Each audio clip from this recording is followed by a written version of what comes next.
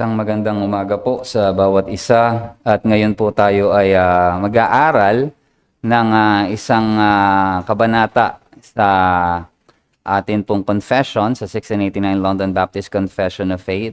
And ito po ay nasa chapter 14, ang atin pong titignan yung paragraph 1 ng Of Saving Faith. Now, why does the confession give a specific lesson dito po sa aralin na ito? Naisip ko na ito ay atin din pong pag-aralan sapagkat tamang-tama, meron tayong mga bagong members ng church, may mga applicants tayo. So magandang maging malinaw. Ano nga ba ang pananampalataya? And not only faith, mapapansin nyo, meron ditong ginamit na description of saving faith. Meaning nakapagliligtas na pananampalataya. Kasi lahat po ng tao ay mayroong pananampalataya. They have faith, but others have faith on their own works, sa sarili nilang kakayanan, sa sariling mga mabuting gawa. Ang tanong dito, ano yung uri ng pananampalataya na kinakailangan mayroon ng isang tao upang ito ay makapagligtas? What does the Bible teach when it comes to saving faith? At ito po yung ating titignan ngayong umaga at ang atin pong gagamitin at pag-aaralan ay ang sinasabi ng ating confession at simulan po natin sa pagbasa sa mga sa unang paragraph ng chapter 14 of London Baptist Confession of Faith. Ang sabi po dito ay ganito: The grace of faith, whereby the elect are enabled to believe to the saving of their souls, is the work of the Spirit of Christ in their hearts, and is ordinarily wrought by the ministry of the Word, by which also, and by the administration of baptism and the Lord's Supper, prayer, and other means appointed of God, it is increased and strengthened. So, atin pong hihimayin ang unang paragraph na ito at titignan po natin kung ano ang ating makikita dito. Ngunit mapapansin nyo po muna, sa unang bahagi pa lamang, ipinapakita na dito na kahit ang pananampalataya ay biyaya. Ganun siya dinescribe ng confession, the grace of faith. So ibig sabihin, kahit ang pananampalataya, sabi nga po sa Ephesians 2:8-9, it is a gift from God. So in a sense, makikita natin na ito ay tinitignan ng confession na biyaya. Pero ang tanong natin, yung una natin titignan, sino ang tumatanggap ng biyayang ito na nakapagliligtas? So we are going to take a look at the subjects of saving faith. Ibig sabihin, sino yung mga nakatanggap nito? Nung saving faith, dinefine ito ng confession as God's elect. Tinignan na ito yung mga hinirang ng Diyos. And ito ay binibigyan ng linaw sa atin ng kasulatan. Isang example nito sa Acts 13, verses 4-8. Ang sabi dyan, when the Gentiles heard this, yung narinig ng mga hentil ay walang iba kundi ay ang ebanghelyo. When the Gentiles heard this, they began rejoicing and glorifying the word of the Lord. And pansinin nyo, ang sabi dyan, and as many as were appointed to eternal life believed.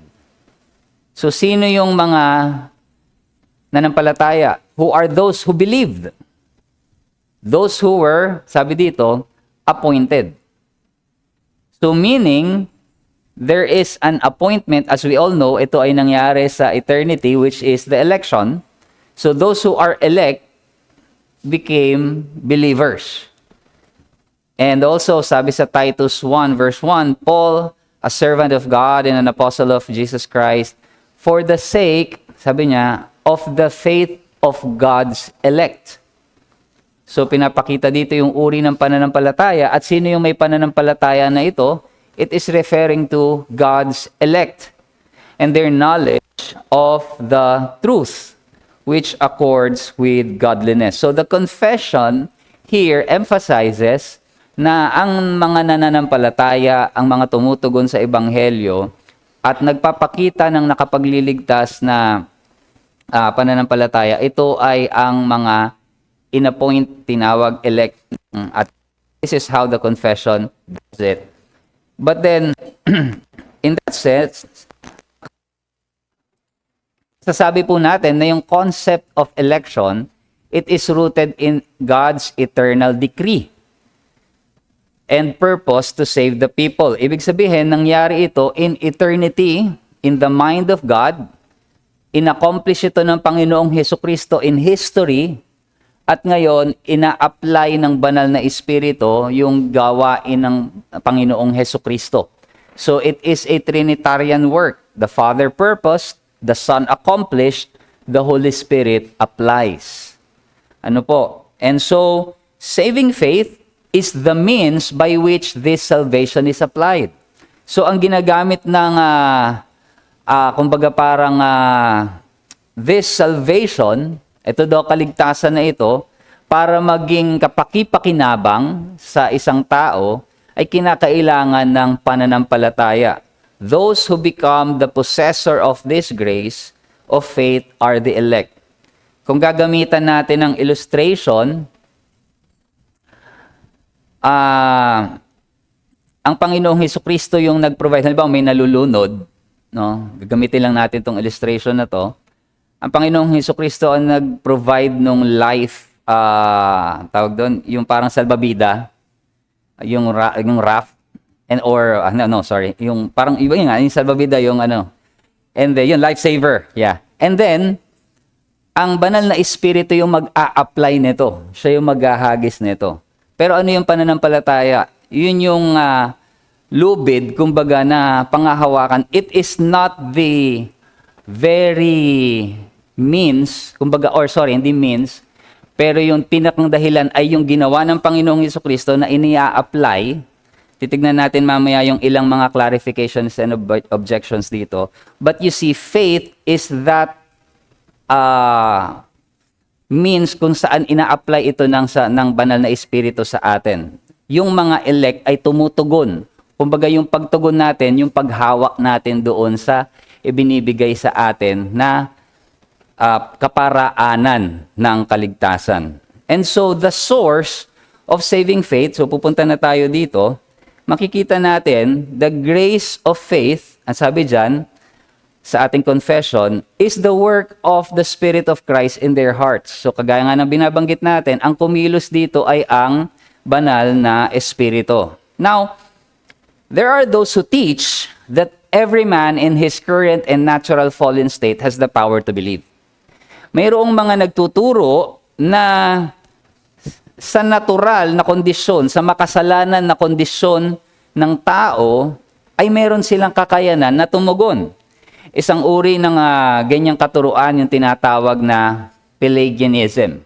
Pelagianism believes na ang tao ay ipinanganak na parang neutral, clean slate, meaning kumbaga parang walang kahit anong bahid ng kasalanan, so malinis siya at meron siyang kakayanan to choose good or obey God or entirely ay sumuway, pero kaya niyang sumunod sa Diyos nang hindi niya kailangan ng divine grace. Di ba tayo ay naniniwala na kailangan natin ang pagkilos ng banal na Espiritu na baguhin ang ating puso, i-regenerate ang ating puso? Well, in this view, hindi kinakailangan yun sapagkat ang tao ay hindi naman ipinanganak na makasalanan. Rather, they are born na morally neutral and they can decide, meron silang kakayanan, the ability to obey God. Or, dito, makikita natin na dinideny niya yung original sin. So, yung sinabi ni David that he was conceived in sin, hindi ito mag-a-apply dito sa ganitong uri ng paniniwala, and righteousness can be earned by their own efforts. Or, meron naman slight lang, semi-Pelagianism. Dito naman, nagsisimula ang kaligtasan pero sa human effort. Pero kailangan pa rin ng grace ng Diyos, pero it can only happen kapag nag-respond ka muna.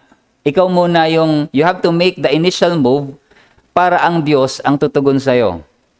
Kumbaga parang meet halfway. Kung ikaw ay, kumbaga kung may hagdan, kung pipilitin mong umakyat ng hagdan, ay tutulungan ka ng Diyos, bababain ka niya to help you. Pero kung hindi ka mag-initiate ng effort, then there is no help or divine grace at all. So while ina-acknowledge nila yung divine grace, pero para sa kanila, may kakayanan ka pa rin. Kailangan mo pa rin tumugon. Kailangan mo pa rin magpakita ng kakayanan. Kumbaga, sa kanilang pananaw, kung ikaw ay pilay, no, ipakita mo kahit gumapang ka papalapit.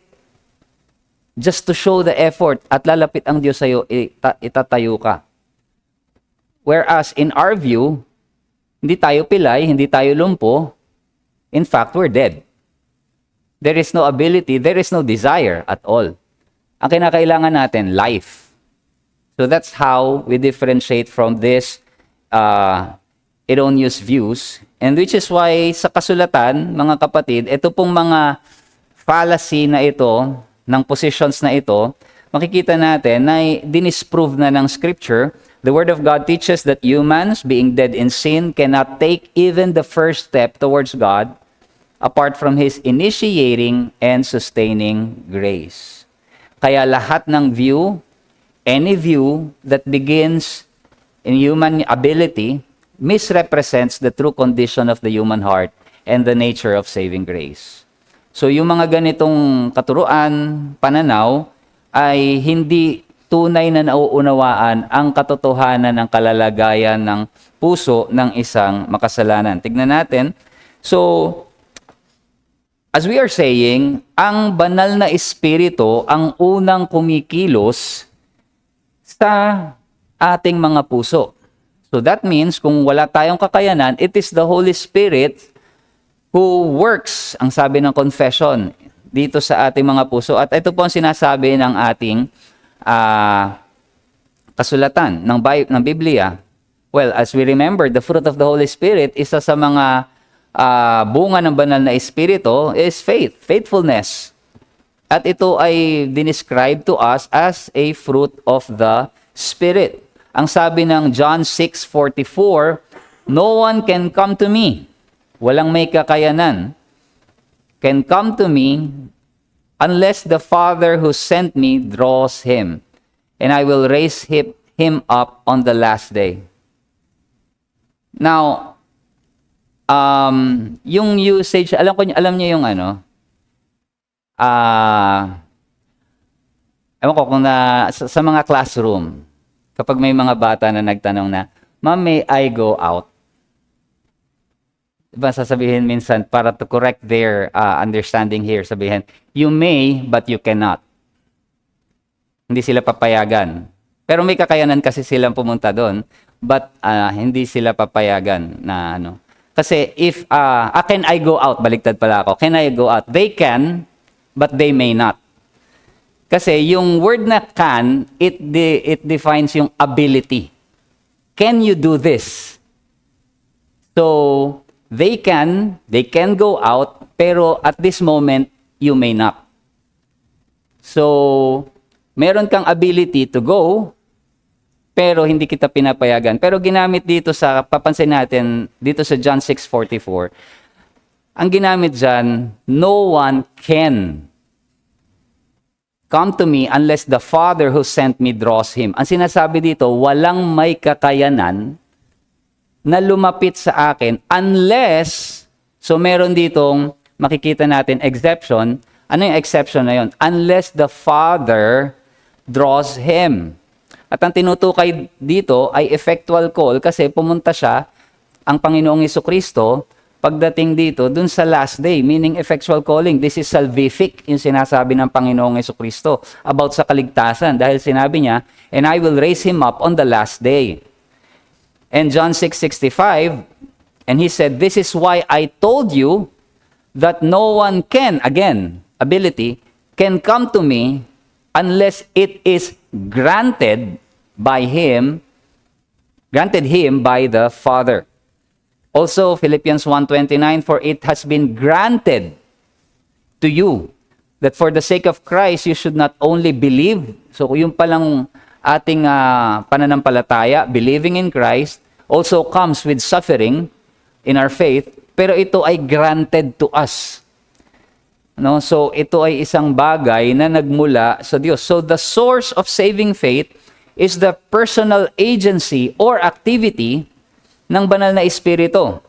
Pero gumagamit ang banal ng Espiritu ng mga means. Meron siyang ginagamit na means to produce faith in our hearts. Ano yung means na yon? So, the Holy Spirit is the efficient means. Ibig sabihin, pag efficient means, efficient, effective, ginagawa niyang effective. Halimbawa, yung pangangaral ng Ebanghelyo. And that is, yung pangangaral ng Ebanghelyo, yung salita ng Diyos, ito po yung tinatawag naman natin na instrumental means.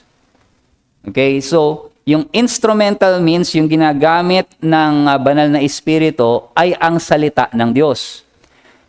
The Spirit makes the Word of God effective. Kaya siya yung efficient means, ang salita ng Diyos, ang instrumental means. Kaya ang sabi ng confession, ito daw saving faith na ito, this grace of saving faith, is ordinarily wrought by the ministry of the Word. Savingly applied ng banal na Espiritu, pero ginagamit niya na means dito ay walang iba kundi ang salita ng Diyos. And so, God effectually draws sinners, so dinadala ng Diyos ang mga makasalanan kay Kristo by the instrumentality of the Word. Ang ginagamit ay walang iba kundi ang salita ng Diyos. More specifically, ay ang Ebanghelyo. And it is described as the instrument na ginagamit ng banal na Espiritu, bringing forth the new birth. At pansinin ninyo kung paano to ginamit ng confession. Ordinarily. Ibig sabihin, yung pangangaral ng salita ng Diyos, it is the ordinary means. Ito yung pinakang, kumbaga, primary means na ginagamit ng banal na Espiritu. It is through the word of truth that new life given by God is brought forth. Ito yung mga talata na atin pong pwedeng tignan para sa katotohanan ng mga katuruan na ito. Sabi sa Romans 10:17, faith comes from hearing, and hearing through the word of Christ. Saan napakalinaw po dito ng sinasabi ng pananampalataya ay nagmumula sa pakikinig ng salita ng Panginoong Hesukristo, ng gospel. 1 Peter 1:23-25, since you have been born again, not of perishable seed, but of imperishable. Paano daw po tayo na born again? Through John chapter 3, through the living and abiding word of God. For all flesh is like grass in all its glory, like the flower of grass. And grass withers and the flower falls, but the word of the Lord remains forever. And this word, yung word na tinutukoy dito, ang sabi ni Peter, and this word is the good news, yung gospel that was preached to you. So, yung word na to na sinasabi ni Pedro, na naging dahilan why you were born again, it is through the living and abiding word of God. And that word is the good news that was preached to you.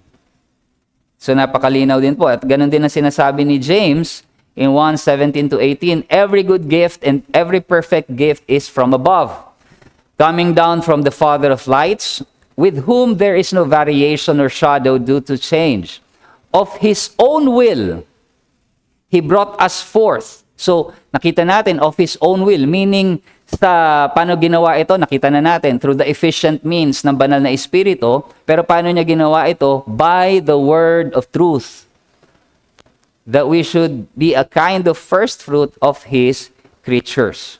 So, While the Holy Spirit is the efficient means, ibig sabihin, siya yung nagpo-provide ng kapangyarihan para maging epektibo ang saving faith. Ang saving faith na ito, ginagamitan ng banal na Espiritu ng instrumental means, yung channel and the content in calling and regeneration to produce saving faith in the elect.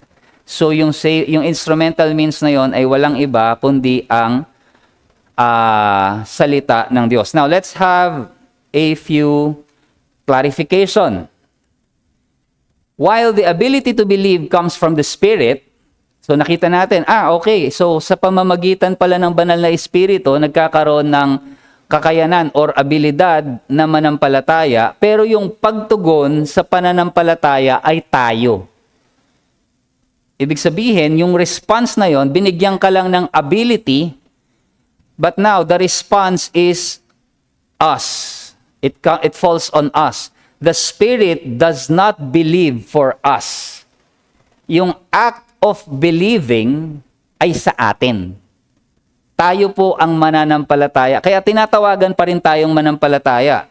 Hindi ito mangyayari na parang, sige, kung sinasabi mong ganyan, Brother Jonathan, di kung kikilos ang banal na Espiritu sa puso ko, kusa ako mananampalataya dapat. No, tinatawagan tayo, ang banal na Espiritu, gagawin niyang efficient yung salita ng Diyos sa atin, but the act of believing is performed by the individual. So faith is something we exercise, it is an act that we perform. That's why ang panawagan ng pananampalataya ay sa atin pa din. So the relationship is one of enabling power. So ang ibinibigay ng kagaya ng binanggit natin, ang enabling power is the Spirit, resulting in voluntary activity, the believer. One example of that is, do you remember when Lazarus was being resurrected by Christ? Ang sigaw ng Panginoong Jesucristo, Lazarus, come out. That voice, that call, yung panawagan ng Panginoong Jesucristo sa mga oras na yon, nung binuksan yung libingan, ay nagbigay ng buhay kay Lazarus. Pero the act of coming out, si Lazarus yung lumabas. And can you imagine Lazarus at that time, siguro para siyang mommy nun, di ba? Binalutan siya ng ng tela, and I don't know kung paano siya bumangon, but the act of coming out and effort doing that sa pagsunod dun sa boses ng Panginoon ay si Lazarus. Now, kung halimbawa, tayo ang gagawa nun, kahit sabihin natin sa isang patay na bumangon ka dyan, we don't have that efficient power for it to happen. So ang ginawa ng Panginoong Jesucristo, nagbigay siya ng buhay, pero yung act of obeying that command to come out was kay Lazarus. So parang ganun yung sa pananampalataya. Nagbigay ang banal na Espiritu na regeneration, and through that, tayo din naman ay nanampalataya. Tumugon tayo nung ang ating puso ay ginawang epektibo at may kakayanan ng banal na Espiritu na tumugon sa Ebanghelyo. And so, the sinner, enabled by the Spirit, then actively trusts, receives, and rests upon Christ. So yan po ang ating makikita. Makakatugon ngayon ng isang makasalanan sa pamamagitan ng pagbibigay sa kanya ng kakayanan na manampalataya. No objection. May mga magsasabi ngayon, some people may say that they became believers because Jesus appeared to them in a dream. So their faith came through the dream, not through the word. Minsan may makikita tayong ganyan. Lalong-lalo na may mga magte-testimony. We are not just talking about charismatics. Minsan may mapapanood tayo na dating Muslim. Wala silang access sa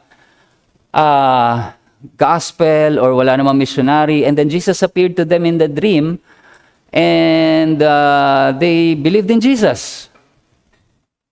And so now their faith is strong in Christianity. Now, the question here is paano natin ito titignan? Now, the answer here is this. God may use a dream to direct someone towards the truth, but He never uses it as the means to create saving faith. Isang example niya, naalala niyo si Cornelius? Anghel ang nagpakita sa kanya. Pero hindi siya naligtas dahil dun sa anghel. Ang sabi sa kanya nung anghel, hanapin mo si Pedro, may sasabihin siya sa'yo. Pinatawag niya si Pedro si Joppa. Kailangan pumunta na kay Pedro doon. At anong sabi niya kay Pedro? Now we are here, we're willing to listen on what you have to say. At doon ibinahagi ni Peter kung ano yung gospel. At yung gospel, yung naging dahilan, ba't sila nanampalataya? It was not the miraculous visitation of the angel. In the same way, if there are people saying this, it isn't the ordinary means kung bakit sila narigtas. Rather, ngayon ay pwedeng sa probidensya ng Diyos, ginamit nila yung mga, we don't know kung may mga panaginip talaga silang nakita or it is a creative of the mind, pero pwedeng gamitin yun ng Diyos for them to seek the truth of the Scripture. Pero kasi at the end of the day, they will have to understand the gospel at makikita lamang nila yon sa pamamagitan ng kasulatan. And through the word, ito yung gagamiting efficient means or instrumental means ng banal na Espiritu to create faith in their hearts. So, even when God employs extraordinary providence to lead a person to it, at the end of the day, faith comes through the Word of God. At itong pananampalatayang ito ay maaari ding lumago. It can also be strengthened. Ito yung sinasabi po sa atin ng confession. So, saving faith, which is gifted by the Holy Spirit, ito po ay hindi static. Hindi siya intended ng banal na Espiritu na parang kung ano na lang yung ating tinanggap when we believe, yun na yun. Rather, it is intended to be nurtured, it can grow, it can increase, and strengthened, ang sabi dyan, through the right use of means appointed by God. Ang sabi, by which also, and by the administration of baptism and the Lord's Supper, prayer, and other means appointed of God, it is increased and strengthened. Ito po yung sinabi ng ating confession. So, tignan po natin muna. Una dyan ay ang ministeryo ng salita ng Diyos. The Word of God, hindi lamang ito yung instrumental means kung saan ang ating pananampalataya, it is initially given, but it is also the primary means by which ito ay nasusustain at napapalakas.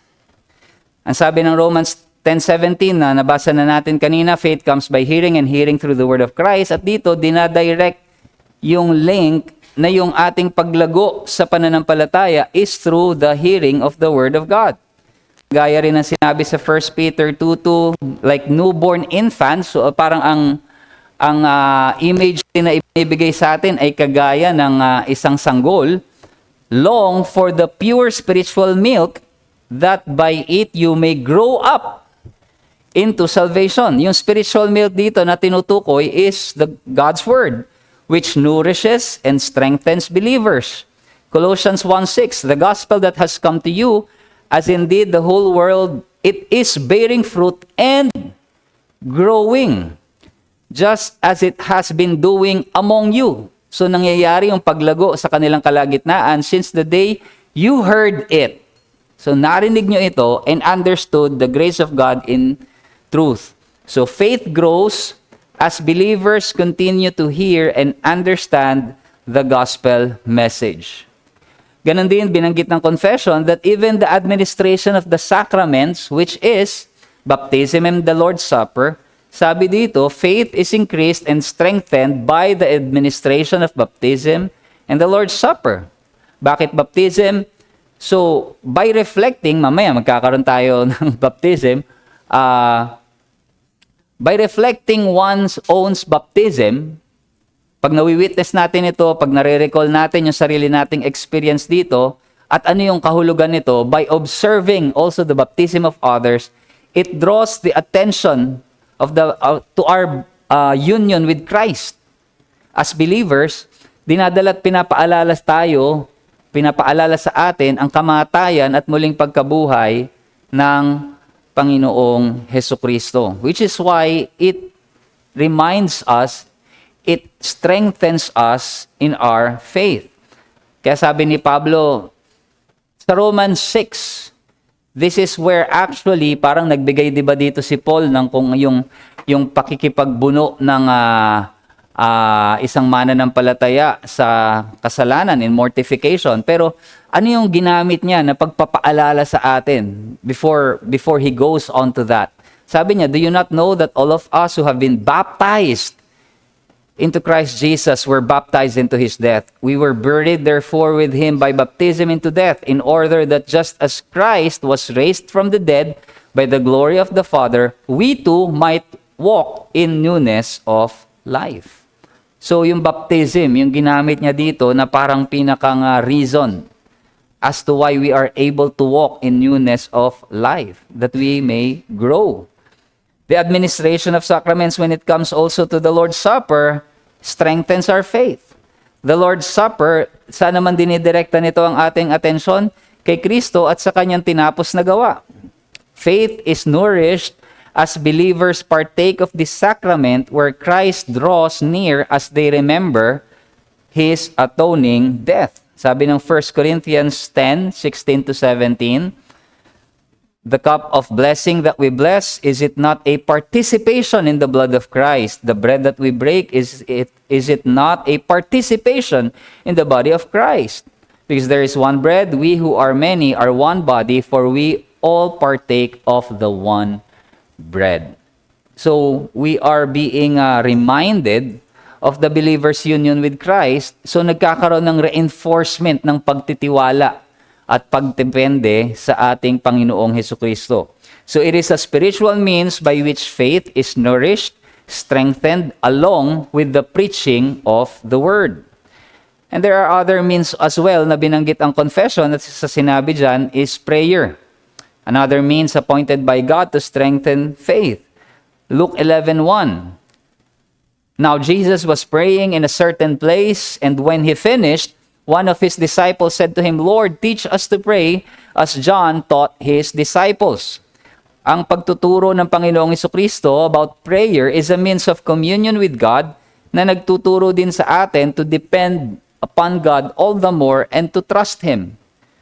So, in the same way, Paul is teaching us in Colossians 1:9-10, and sabi niya, and so from the day we heard, we have not ceased to pray for you.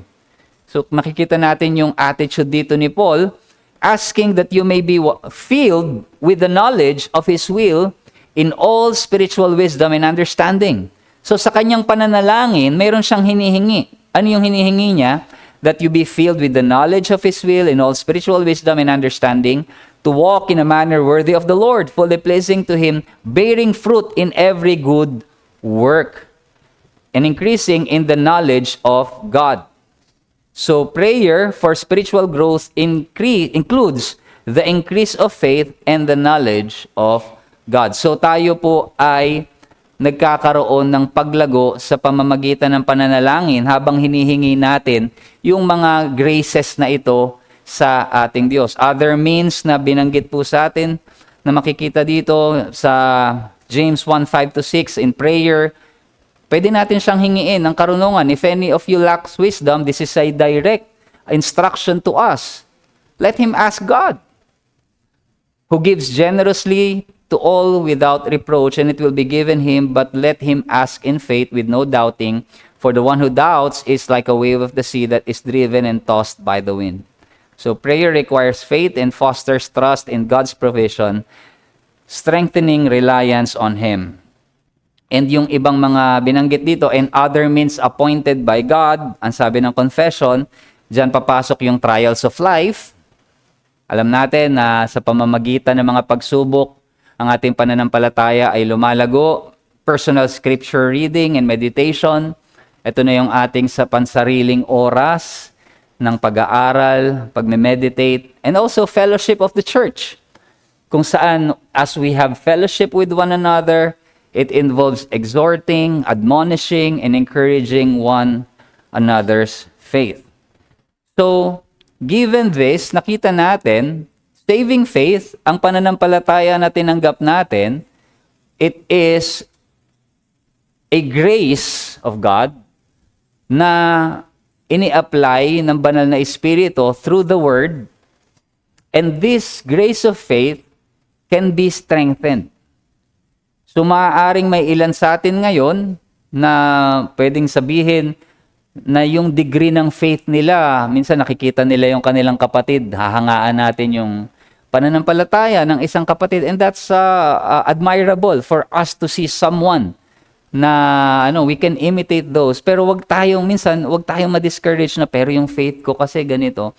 The good news here, na itinuturo sa atin ng salita ng Diyos at maging ng confession, ay this faith can grow.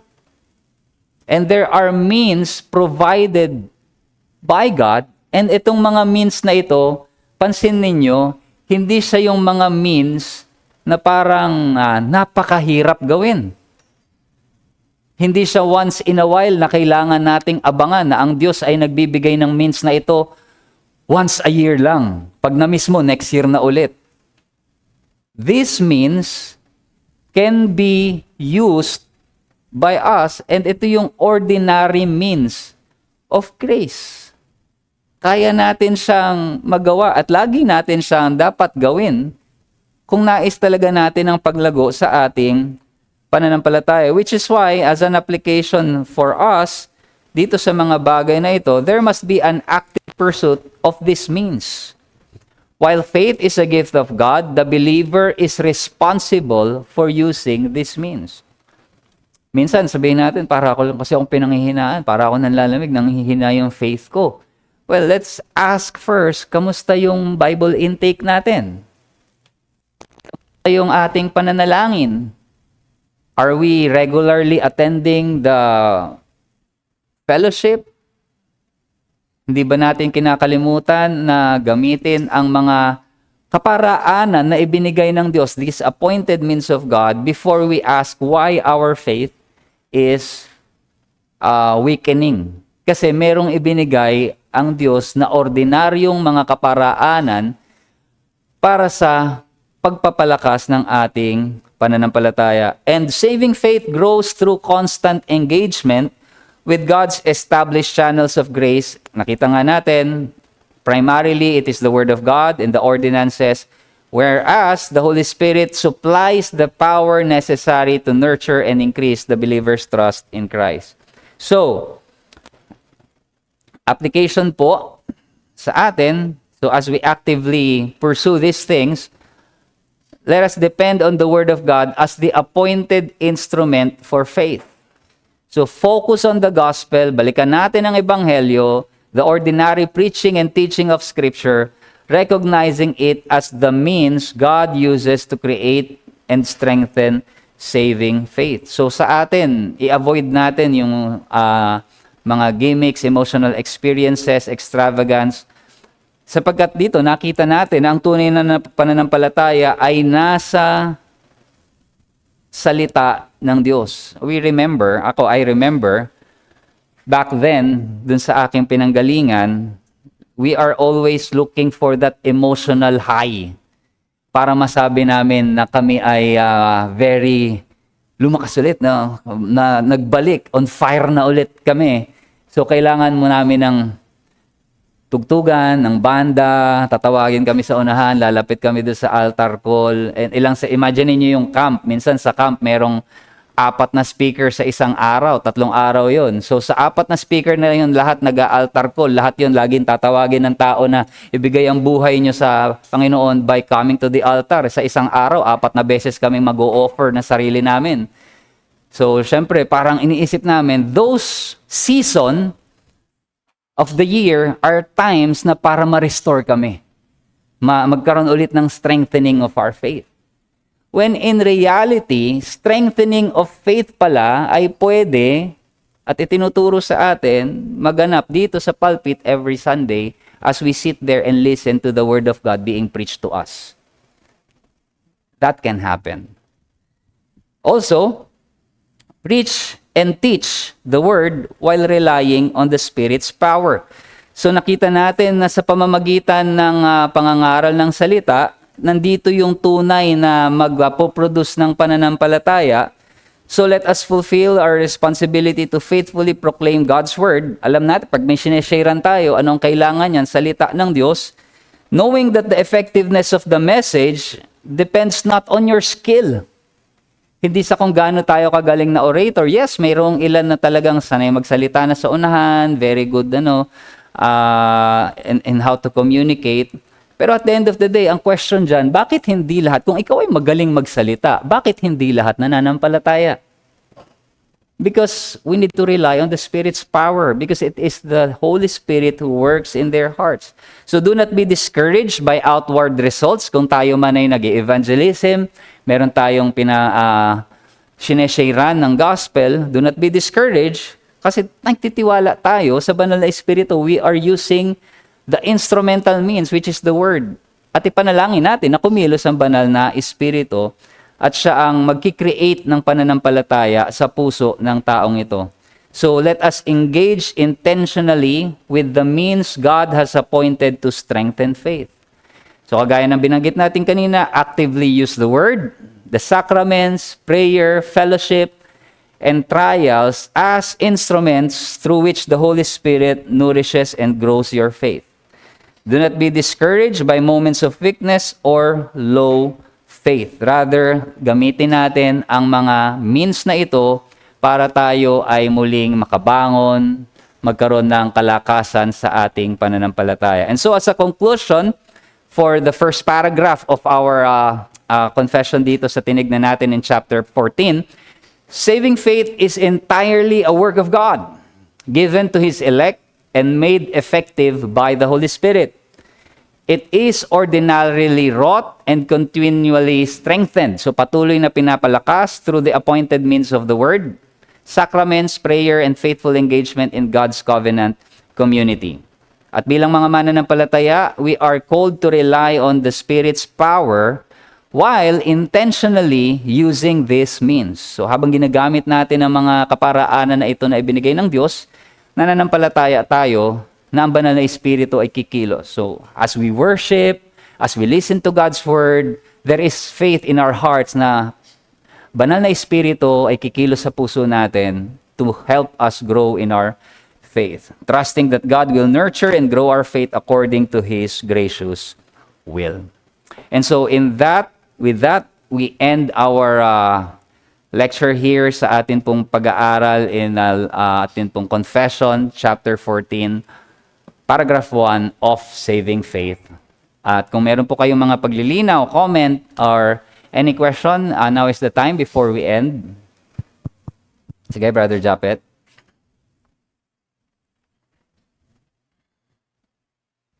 Na-mention nyo po kanina yung may ordinary means to call sinners sa repentance.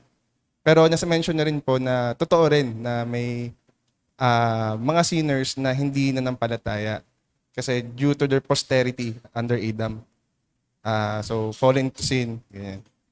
Pero pwede po ba nating sabihin din na God works din dun sa will ng elect para po i-receive niya yung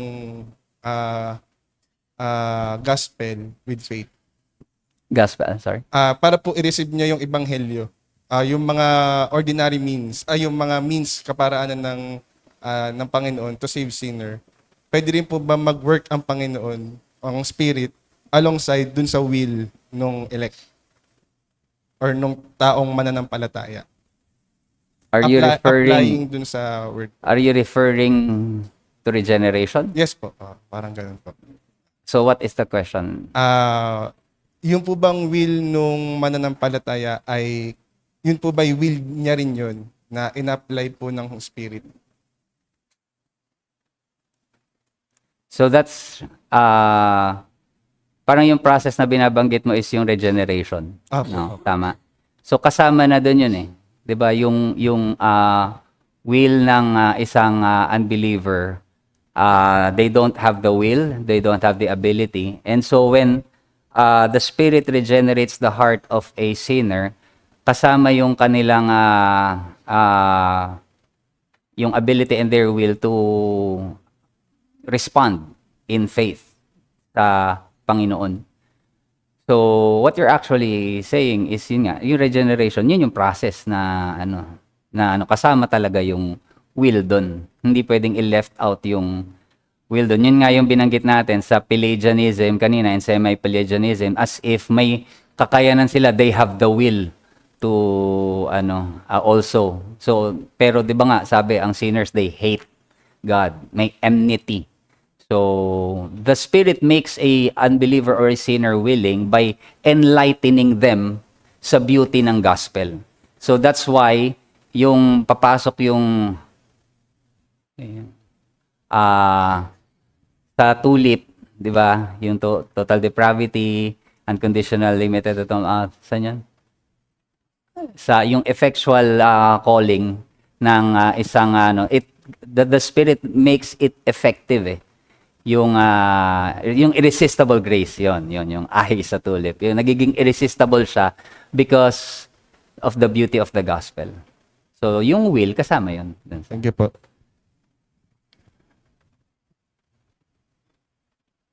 Sige po, mayroon pa po ba?